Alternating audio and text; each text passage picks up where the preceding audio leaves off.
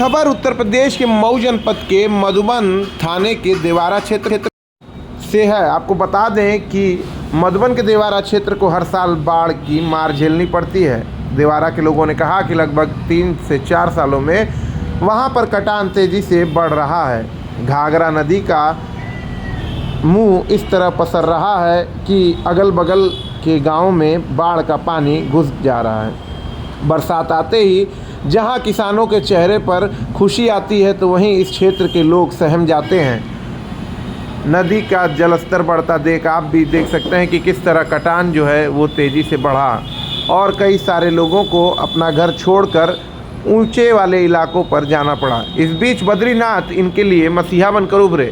बद्रीनाथ ने बाढ़ पीड़ित इलाके के लोगों को राशन किट प्रोवाइड कराई। राशन किट में उनके लिए तेल, नमक, खाना और अन्य चीज़ें भी थीं। वहीं बद्रीनाथ ने गर्भवती महिलाओं को 2-2 हज़ार रुपये भी दिए, जिससे कि वो गर्भावस्था में अपना पूरी तरह ख्याल रख सके। कई सारे बच्चे और महिलाएं बद्रीनाथ को देखते ही खुश हो उठी। सरकारी सुविधाएं तो पहुंच रही हैं, लेकिन बद्रीनाथ भी कम नहीं। बद्रीनाथ ने कहा कि जीते जी देवारा के लोगों का साथ नहीं छोड़ेंगे और जब तक आपदा रहेगी तो आपदा में गरीबों की ढाल बनकर बद्रीनाथ खड़े रहेंगे। पीपा लग जाता तो यानी कि जहाँ पीपा का पुल रखता है हाँ। वहाँ से बनना चाहिए था पुल। हाँ, तो अब वही से शुरू भइल हवे उस पार से आ ये पार तक ले आए हैं तो वो जो नहीं तो एक चीज मुझको बताइए कि नदी इधर ही क्यों भाग रही, उधर क्यों नहीं भाग रही? ऐसी नहीं भाग रही है कि पानी का अड़ान हो रहा। अच्छा, वो ठोकर के हिसाब हो ठोकर बन गया उधर। हाँ, इधर नहीं बना इसीलिए इधर भाग रही। इधर में अभी इधर में ठोकर नहीं है तो ठोकरे से हम लोग जन बागी कंगाल हो गए। आप समझ में तो बिना ठोकर के गांव वालों को ठोकर खानी पड़ रही है। बिना ठोकर के गांव वाला ठोकर खाते हैं।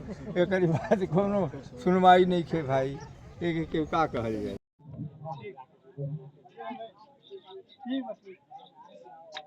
ठीक है बता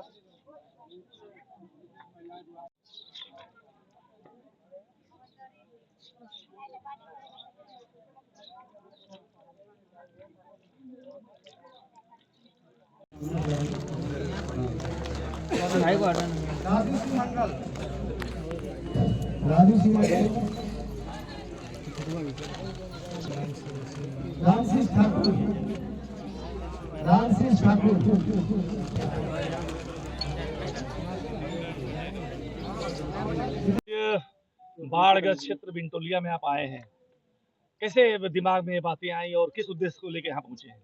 देखिए सर, विगत 3 सालों से हम लोगों की सेवा के लिए जहाँ भी ज़रूरत पड़ती है जाते हैं। बिनटोलिया में पिछली साल भी हम आए थे और यहाँ पे टेंट वेंट की व्यवस्था नहीं हो पाई थी। पानी जब बढ़ रहा था तो लेखपाल कानून को साहब अनुपस्थित थे।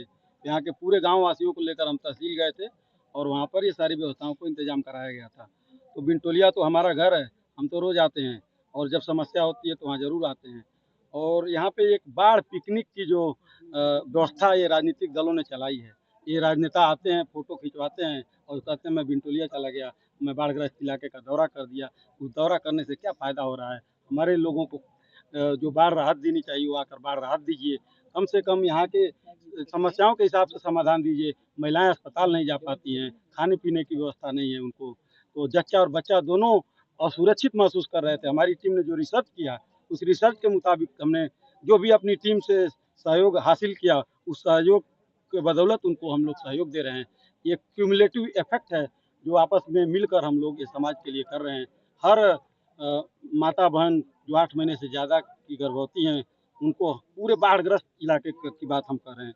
जहाँ से भी आप फ़ोन एक कर दीजिए, फिर उसके बाद हमारी टीम जाएगी और 2,000 रुपये का मदद उनको पहुँचाएगी।